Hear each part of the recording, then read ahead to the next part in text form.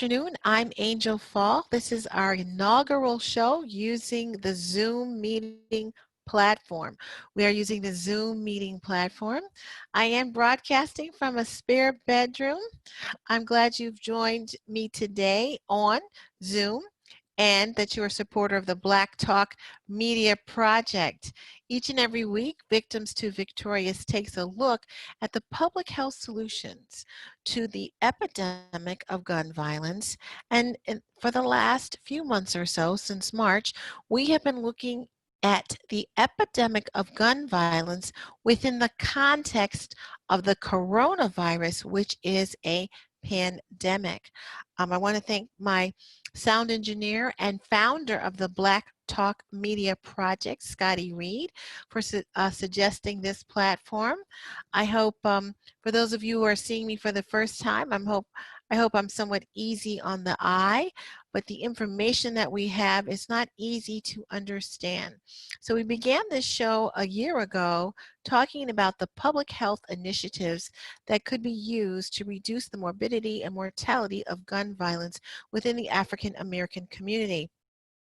So Scotty is down in the Carolinas, and he pointed out to me that there was a terrible tragedy in North Carolina, and I am going to ask him or the listeners to correct any of my pronunciations. I have lived in 3 parts of the United States, the Midwest, the Mid-Atlantic, and the Northeast. I have never lived farther south than Virginia, which is considered a Mid-Atlantic state, and of course, that plays an important role in our understanding race politics in the United States of America. So on Juneteenth, at a Juneteenth celebration in North Carolina, there was a shooting. So I'm not going to assume that everyone who's listening to the podcast, because you can still hear the audio, or who's viewing me for the first time, understands what Juneteenth is. So the history of Juneteenth. If you do follow me on Twitter, my name is On Air Angel. I do respond to direct messages. If you don't hear exactly the title of the article, go to the archived podcast where Scotty Reed will have put a link to the article. If you are following me online, you can just click on History of Juneteenth. Juneteenth.com, History HTM. I'm going to try to make sure I don't cover my face with the papers, though some of you might not mind it, but it's not good for the camera. Juneteenth is the oldest nationally celebrated commemoration of the ending of slavery in the United States, dating back to 1865. It was on June 19th that the Union soldiers led by Major General Gordon Granger landed at Galveston, Texas, with news that the war had ended and that the enslaved were now free. Note that this was 2.5 years later from President Lincoln's Emancipation Proclamation, which had become official January 1st, 1863. The Emancipation Proclamation has little impact on Texas due to the minimal number of Union troops to enforce the new executive order. However, with the surrender of General Lee in April of 1865, and I mentioned having lived in Virginia, and the arrival of General Granger's regiment, the forces were finally strong enough to influence and overcome the resistance. And of course, the resistance would be the slave plantation owners wanting to keep their slaves, and whoever has seceded from the Union wanting to continue slavery, because it was a very viable economic force. We have to remember that. Not for the Africans who were enslaved, or for the Native Americans who actually could own slaves in South Carolina, for instance.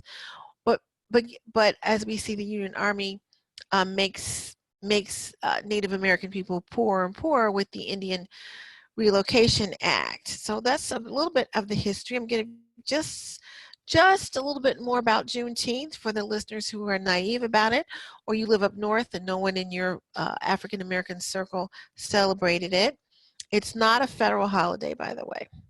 A range of activities were provided to entertain the masses. This is about Juneteenth festivals and food, many of which continue today. Rodeos, fishing, barbecue, baseball are just a few of the typical Juneteenth activities you may witness today. Juneteenth almost always focus on education and self-improvement. Thus, often guest speakers are brought in and the elders are called upon to recount the events of the past. Prayer services were also a major part of these celebrations.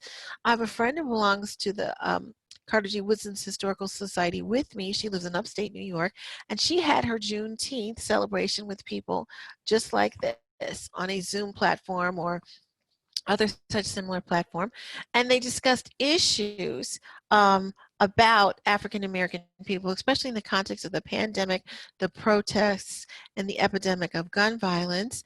I can send you a link to her Juneteenth celebration. Um, Send me a direct message on Twitter, on air Angel, and I can get that to you.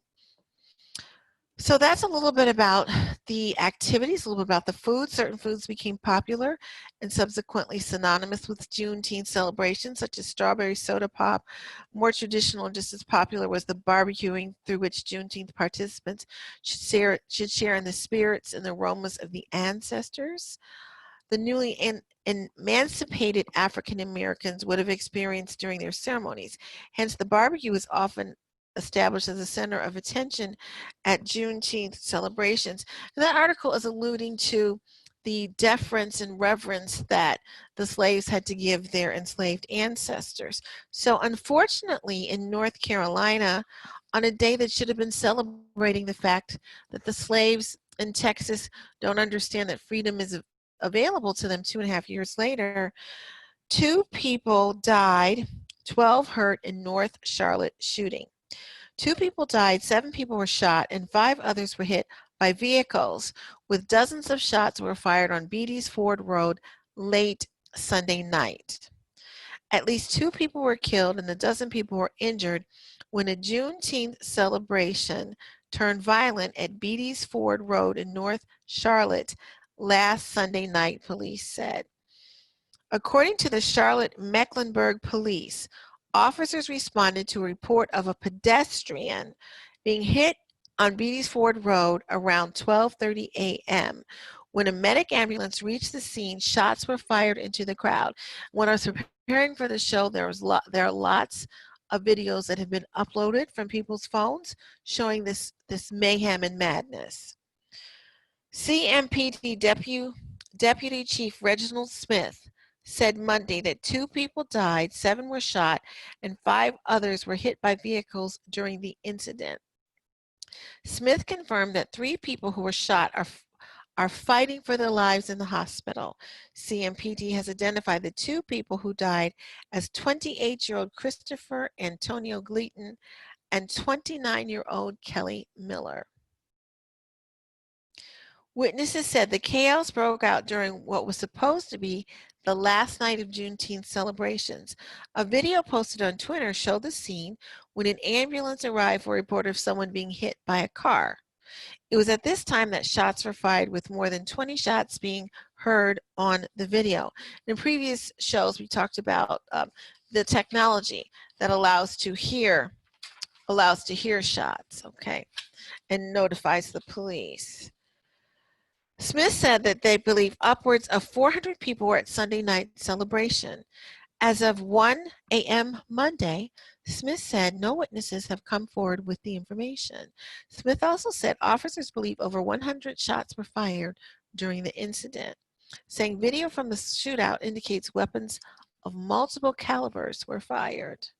Charlotte Major V.I. Lyles issued a statement on Twitter saying, in part, "What should have been a joyous celebration of freedom became a moment where people lost their lives and many others suffered serious injuries. While I do feel that we have made progress on violent crimes, we still have more work to do. This type of tragedy cannot continue to happen in our city." Lyles also pleaded for anyone with information to come forward to the police. "I heard about 60 or 70 shots. Sounded like people were running everywhere. Cars were leaving," said one person. "It's just sad. Someone took something that was an event, that was supposed to be an event, and turned it into a massacre. A nightmare for families. People lost their loved ones. People are out here in the street dead. Charlotte's better than this." So that was the article 2 killed, 12 hurt in Charlotte, North Carolina. And Scotty will post the title of the articles later. I like to give them, though, during the recording as well. That was from WCNC.com. WCNC.com. People were running everywhere. 2 killed, 12 hurt in North Charlotte shooting. And that was done under the guise of celebrating Juneteenth. And Juneteenth is the oldest national holiday that celebrates the ending of slavery in the United States. And I said it's not a federal holiday. Federal holiday means that you get off work and you can get paid to stay home. A little more about Juneteenth. In the early years, little interest existed outside the African American community in participation of the celebrations. In some cases, there was an outwardly exhibited resistance by bearing the use of public property for the festivities. Often, church grounds were the site for such activities. Eventually, as African Americans became landowners, land was donated and dedicated for these activities or festivities. One of the earliest documented land purchases in the name of Juneteenth was organized by Reverend Jack Yates. This fundraising effort yielded $1,000 and made possible the purchase of Emancipation Park in Houston, Texas. In Mexia, the local Juneteenth organization purchased Booker T. Washington Park, which has become the Juneteenth celebration since 1898. There are accounts of Juneteenth activities being interrupted and halted by white landowners demanding that their laborers return to work. However, it seems most allowed their workers the day off, and some even made donations of food and money. For decades, these annual celebrations flourished, growing continuously with each passing year.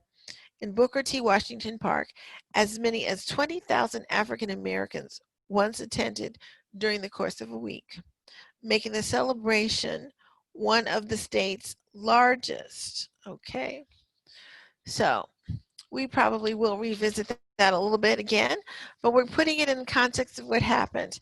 So what should have been a celebration of the ancestors, celebration of who finally got emancipated after the Civil War.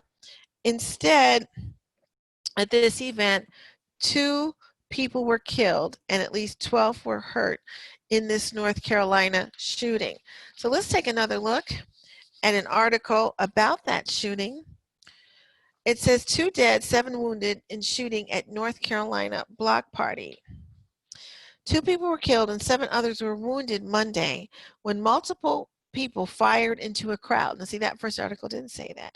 And an impromptu celebration in North Carolina. The first article implies that it was not an impromptu celebration. The shooting happened at an impromptu block party in Charlotte that was a continuation of Juneteenth celebration. And if you notice while I'm reading this, the articles have different perspectives of how the event that predicated the shooting was actually organized.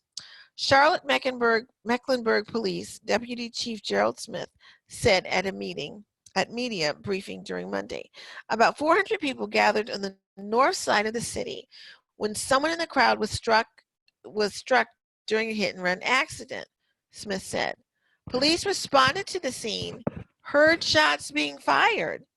Police believe more than one person fired weapons because the video recording sounds from guns of different calibers. Authorities recovered around 100 casings from the scene. Malia Cook, a witness and a relative of one of the victims, said that the mood of the crowd leading up to the shooting had been calm.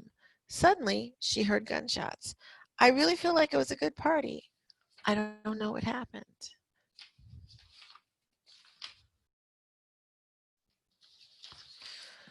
We're about 15 minutes into Victims to Victoria. Victims to Victorious. Victims to Victorious.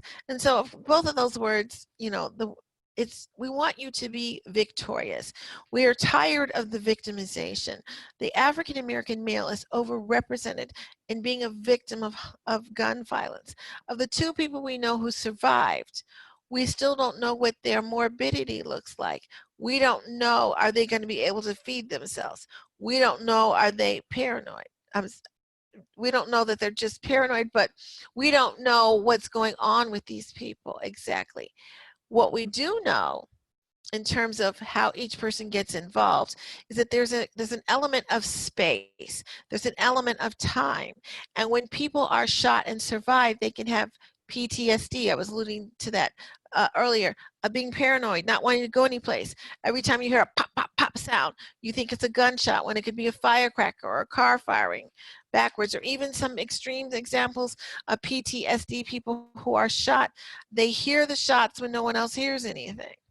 There's a delusion to what they hear. Returning to the article. So, Miller was pronounced dead at the scene, while 28-year-old Christopher Antonio Gleaton was pronounced dead after being transported to the hospital. Matthew Torres, a Charlotte radio personality who goes by the name Chewy, said that with fewer police and organized activities than previous nights, the atmosphere was tense preceding the fatal shootings. Police say gatherings Friday and Saturday in the area ended without injuries and that the crowd dispersed in a mostly peaceful fashion. But on Sunday, Torres said, some in the crowd seemed angry and that he had had a hunch something was to go on. You could see they were angry for whatever reason, not knowing what they were angry for, Torres said in a phone interview. Late Sunday night, cars were doing tricks in the street, including one that performed a donut and blew a tire. Soon after, an ambulance arrived and the gunshots rang out. He said it sounded like multiple people in the crowd were firing at once. You had one gun sound, and then maybe like a second later, you heard 2, and then a half a second later after that, when everybody has had a gun, was letting it go, Torres said, we were looking at bodies in the street. This is not a war, is it? Should people show up who show up for a celebration of when their slave ancestors get the message about slavery's ended 2.5 years later, should they have an expectation of these things going down? I don't know. Send me post a comment for me on the Black Talk Radio Network. Look for my show, Victims to Victorious. There are, of course, other shows that discuss these issues. That's the whole point of the Black Talk Media Project. Returning to this article is from abcnews.go.com.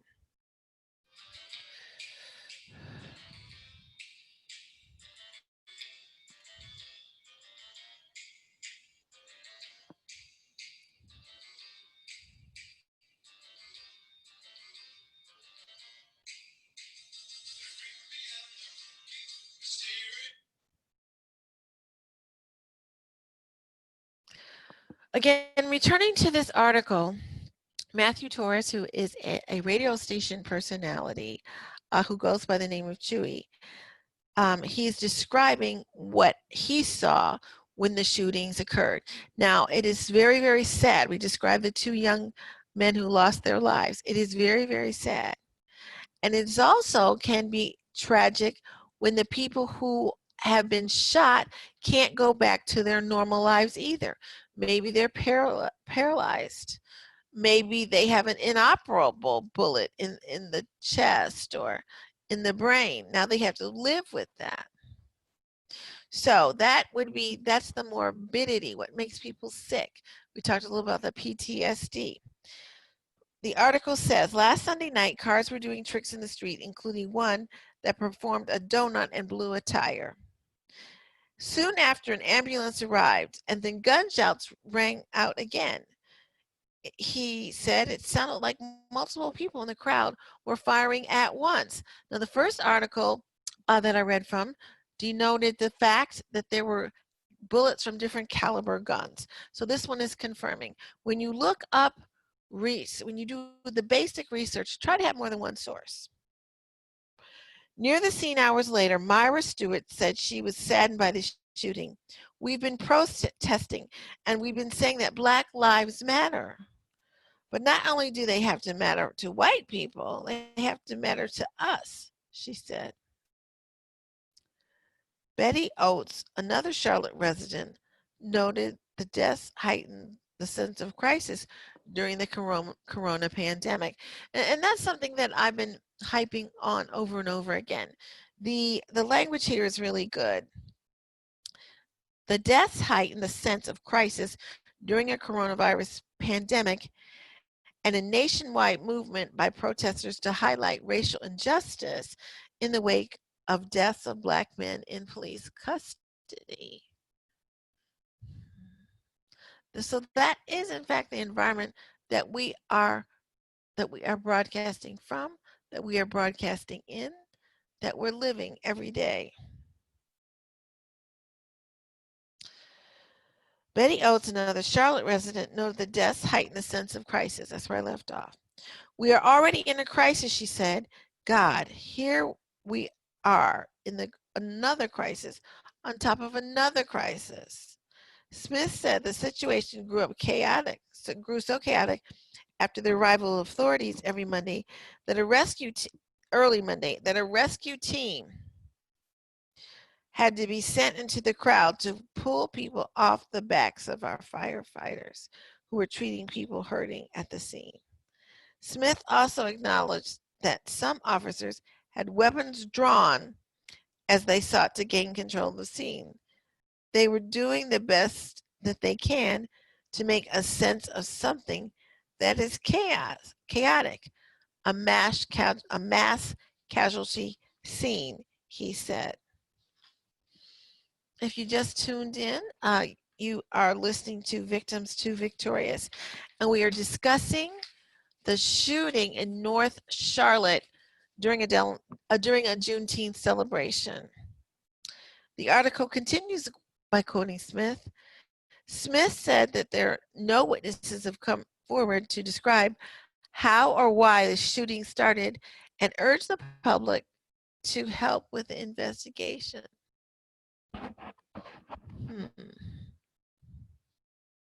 A lot of Black and brown people have no faith in the police, yet they still, you know, they still want us to believe in them, even though they've proven that they don't believe in us. And it's almost a ratio. The police just have to be one wrong time for us to be upset as Black and brown people who are consumers of 911. The bar is really high. The 5 people hit by vehicles were believed to have suffered injuries that were not life-threatening, police said in a news release. 4 of them appeared to have been struck while trying to leave the scene. Juneteenth, for which celebrations started on Friday, commemorates when the first enslaved African Americans learned they were free. This is inaccurate, but learned they were free. Okay. So that article is 2 dead, 7 wounded in shooting at North Carolina block party. And the celebrants were trying to celebrate Juneteenth. So what is Juneteenth again? A little bit more about it. I'm Angel Fall. Thanks for listening to Victims to Victorious. The basic history of Juneteenth is the oldest nationally celebrated commemoration of the ending of slavery in the United States. Okay, so later attempts to explain the 2.5-year delay in the receipt of the important news has yielded several versions that have been handed down through the years. So many people are wondering, why is Juneteenth 2.5 years later after Emancipation Proclamation? Often told is the story of a messenger who was murdered on his way to Texas with the news of freedom. Another is that news was deliberately withheld by the enslavers to maintain the labor force of the plantations. And still another is the federal troops actually waited for the slave owners to reap the benefits of one last cotton harvest before going to Texas to enforce the Emancipation Proclamation. All of which or none of these versions could be true. Certainly not for some. Um, so the idea, it's kind of hard for people in today's world to say, well, you know what? I didn't hear about that for what? If someone texts me or leaves me a voicemail, if I'm not looking at the phone, but I realize, you know what? So and so should have called me by now. So and so. I have the ability to do so, and everyone else listening right now, just like this live platform. But back then, first of all, slavery is in large rural places. Back then, you have to understand the Union Army, they're actually walking to these places. General Sherman walks from Virginia to the Georgia seacoast to make sure that the rules, the federal government rules are enforced, okay? So in this context of what's going on, we see people shooting each other that results in the deaths of others. So I am still reading a little bit about Juneteenth. We are enjoying this new live platform, Zoom meeting, and we have about halfway through our show. We're about halfway through our show. If you just tuned in, my name is Angel Fall, and each and every week we take a look at the public health solutions to gun violence. That's how we started. And we're also taking a look these days, the public health solutions to the pandemic. One of them seems really simple, is just washing your hands. I heard Sanjay Gupta say make sure you get your hands clean and that you wash your thumbs. Okay. So that's one of the preventions for corona. So how do we prevent gun violence in these communities? That continues to be a question that I ask over and over again. And my solution isn't that expensive. For one thing, I would like to see that African American and brown people from the Dominican Republic, Brazil, immigrants from Brazil, Cape Verde, um, Puerto Rico. What we're asking for here is that the people who are at risk start to develop harm reduction. So what is harm reduction? Harm reduction means you are totally aware of your risk and you decide to mitigate that risk. So that is a way that people can stop getting shot, stop getting infected. So who is at risk? We've said it many times. African American men from about the age of 15 to 40 are at risk for being shot at by friend, a relative, or an acquaintance. So if you had the type of skills that allowed you to interact with a person and de-escalate, I'm willing to bet a lot of these people would not be, they would not have experienced death, trauma, morbidity, or mortality. Of course, that's death. They would have been able to work out the conflict. Working out the conflict, de-escalation. Of course, these police who don't work out the conflict with the African American young men that they are harassing, and I'm saying harassing because there's a lot of evidence that they don't treat the same people, different people, the same way.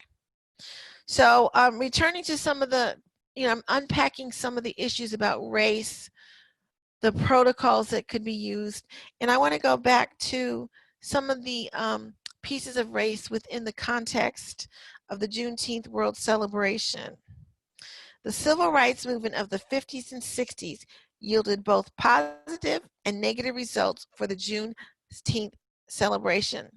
while it pulled many of the African American youth away and into the struggles of racial equality, many linked by student demonstrations involved the Atlanta Civil Rights Campaign in the early 1960s, who were worn Juneteenth freedom color buttons. Again in 1968, Juneteenth received another strong resurgence through the Poor People's March to Washington, D.C. Reverend Ralph Abernathy's call for people of all races, creeds, economic levels, and professions to come to Washington. Now it shows support of the poor. Many of these attendees returned home and initiated Juneteenth celebrations in their own town. Juneteenth celebrations founded after this march are now held in Milwaukee and Minneapolis. On January 1st, 1980, Juneteenth became an official state holiday through the efforts of Al Edwards. This is Texas. Al Edwards was an African American state legislator.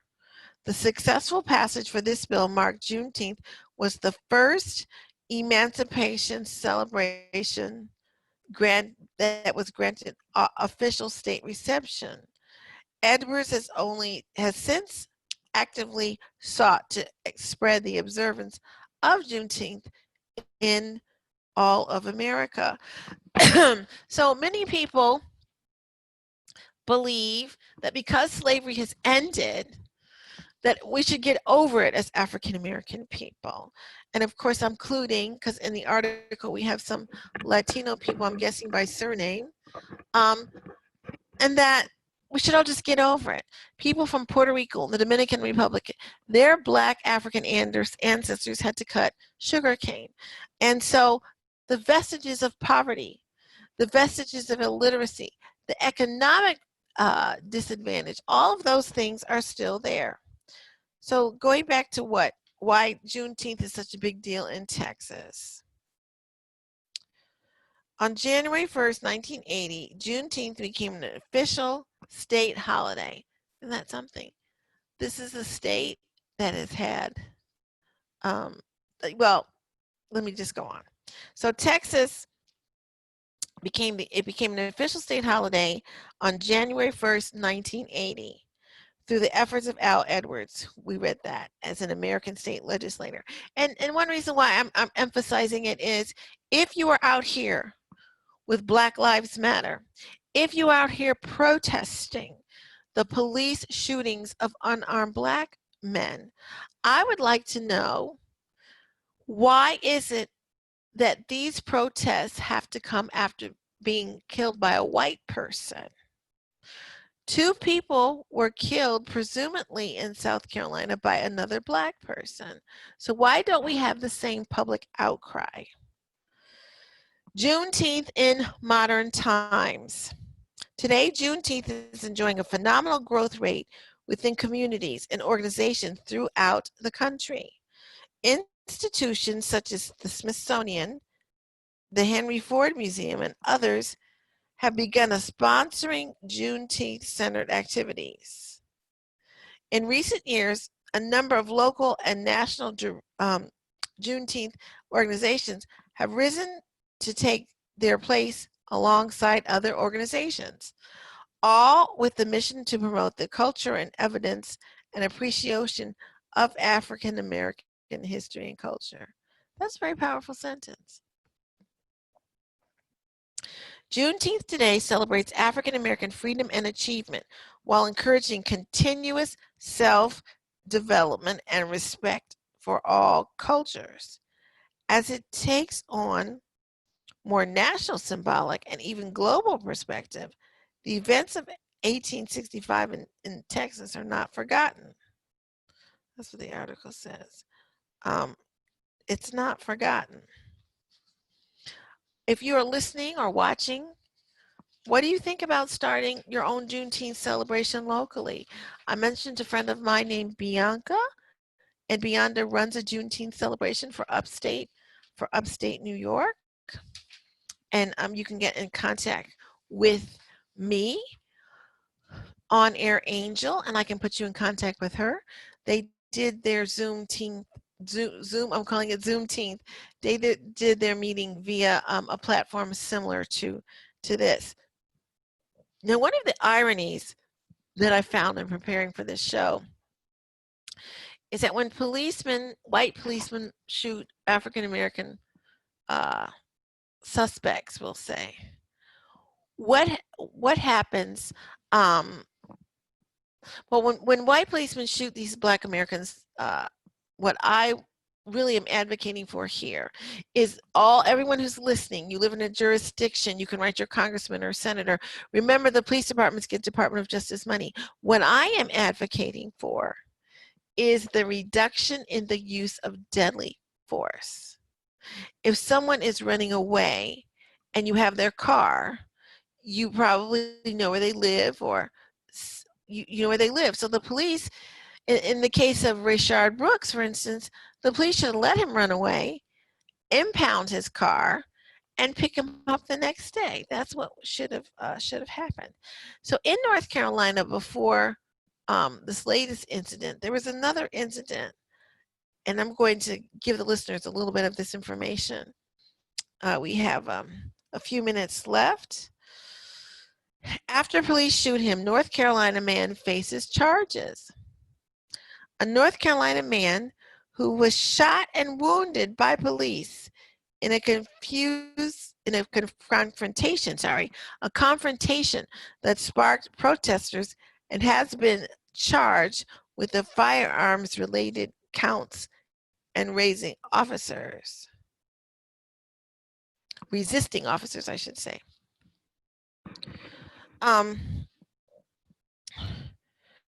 In Raleigh, a police shooting that wounded a suspect during a foot chase in North Carolina sparked protests early Wednesday from hundreds who demanded answers and burned a flag outside the governor's mansion. Firearms-related charges were later filed against the man, who was wounded in the encounter with police by the city of Raleigh. Body cam footage released Wednesday afternoon shows him running toward an officer during a foot chase with a black object that police identified as a gun. Officers responded to a 911 call Tuesday evening by a man at a restaurant in eastern Raleigh who described a group of men talking trash and one of them flashing a gun. According to a recording of the call, Police Chief Cassandra Deck Brown said, arriving officers spotted a 26-year-old lawyer with a gun. Police Chief Cassandra Deck Brown said arriving officers reported the 27-year-old Javier Torres, who matched the description of the man with the gun. Torres ran and was chased by officers who repeatedly ordered him to stop and drop the gun. So all of these are confrontations. Things are being escalated, and a dialogue isn't being used that brings the level of violence and interpersonal conflict down. Instead, violence and the threat of violence are being used. I'm going to read a little bit more from this article. My name is Angel Fall. If you just tuned in, you are watching Victims to Victorious on our Zoom meeting platform. If you want to know more about the Black Talk Media Project, just type that into your browser. The founder of the Black Talk Media Project and the Black Talk Radio Network is Scotty Reed, who is my sound engineer for this show and every show that we have done. And in the few minutes that I have left, I want to reach out to the listeners in the Midwest.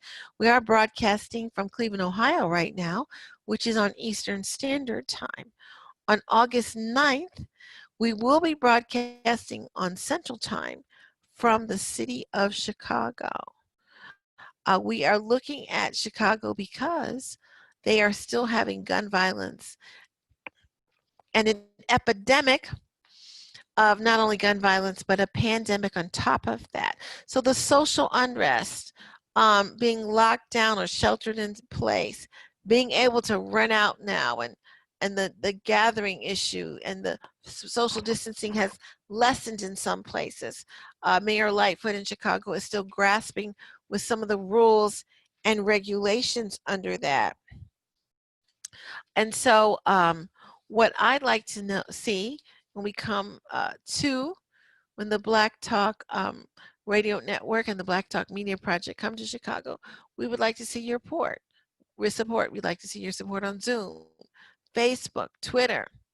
Okay, send me a message on air, Angel, and I'll be happy to put you in touch with my resources, for instance. So I'm going to describe a little bit more about some of the things that were going on in North Carolina during the pandemic. Now, North Carolina has 53,605 confirmed cases. There have been 1,223 deaths attributed to coronavirus, attributed to that. 1,223 deaths. Across the United States of America, there have been 2,320,000 cases. There have been 122,000 deaths. And what we'd like to see is for people to be able to get out more, get rid of some of that cabin fever, but also obey some of the laws. Okay. So, yes, the United States has 2,320,000 cases, and there have been 122,000 deaths in the United States of America. South Carolina has a lot of cases. I'm sorry, North Carolina that we're reading about has a lot of cases. Again, that number was 53,605. So the article that we looked at had a terrible irony. It says, after police shoot him, North Carolina faces charges. This is the last article we're going to take a look at before the show ends. If you have to go and you can't sit here, please look for Victims to Victorious archived on the Black Talk Radio Network. So, Raleigh police Wednesday afternoon issued a statement that Torres was charged with altering a gun's serial number, going armed to the terror of the public, and resisting or obstructing officers. It was clear if he had an attorney, and calls for a listing for a possible relative for a positive relative rang busy. A handgun, as described by the 911 caller, was located at the scene of the shooting. Police said no officers were injured. Police body camera footage shows officers arrive in cruisers in response to the 911 call and identified Torres based on his discipline. A black object, which police were saying was a gun, is seen in his waistband, and he holds a pizza in his other hand. He takes off on foot, and officers begin to chase him. Drop the gun, drop the gun, drop the gun, drop it right now, an officer pleaded. An officer behind him yells. Another officer approaches from another angle and fires a shot from a few feet away from Torres in his direction, the video shows. Police say Torres was holding the gun in his right hand, though the blurry black object is hard to discern in the footage. Officers are seen giving first aid to Torres as they wait for an ambulance. Dak Brown had directed her department to ask a judge to release the footage, and the judge approved the request.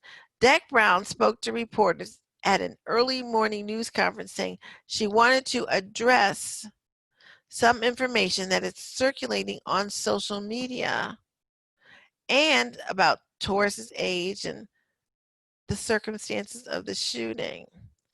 And so I want to read a little bit more in the time that we have. You can listen to this show and all my shows archived. Support the Black Talk Media Project. So here's a little bit about the body camera. We often do talk about how technology is used to help with the disease surveillance, how technology is used to help patients once they have to be hospitalized. So those are some of the things that I often talk about. And here is this part of the article. The body-worn camera footage will show that some of these statements were inaccurate, she said, as a result of the reckless and false information that has been spread on social media. A number of spontaneous protests occurred during the night, which resulted in minor damage to property in and around the downtown area. The scene Tuesday eventually became chaotic. According to police, radio records released Wednesday afternoon. After calling in the gunshot wound, one or more officers can be heard on the recording say, large crowd formatting. We need to multiply many units of control. And finally, we need every available unit in every unit possible, sorry. Footage from news outlets show that a large crowd gathered and began street protests that continued into early Wednesday, moving to the police chief's home, where police demonstrated she came out and the governor's mansion, where a U.S. flag was taken and later burned in the street. WRAL TV footage showed a big flag burning in the street near the governor's mansion and an empty flagpole in the front of the residence. So it's quite a wordy article on what happened to the shooter, but he gets he gets charged after police shoot him. He gets charged after. He gets charged after. So we've taken a look today at the North Carolina shootings at a party that was designed to honor the slave ancestors who became famous. I should not say famous, to honor the slave ancestors so that they can guide you.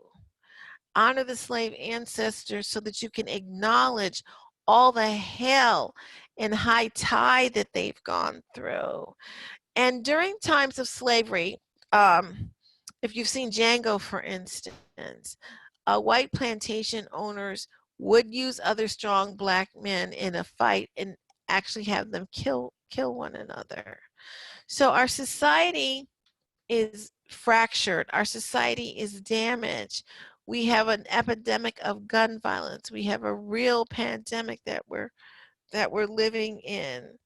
And people want certain things without being able to elicit the change. That's all there is to it.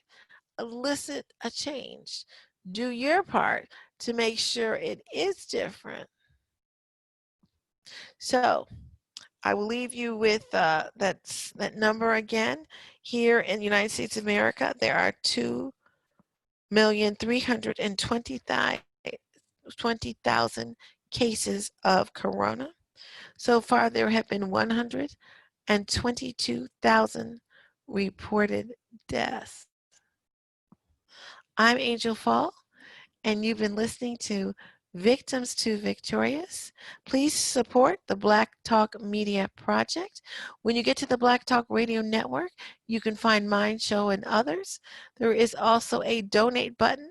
We greatly need your support, and see you next time on Victims to Victorious.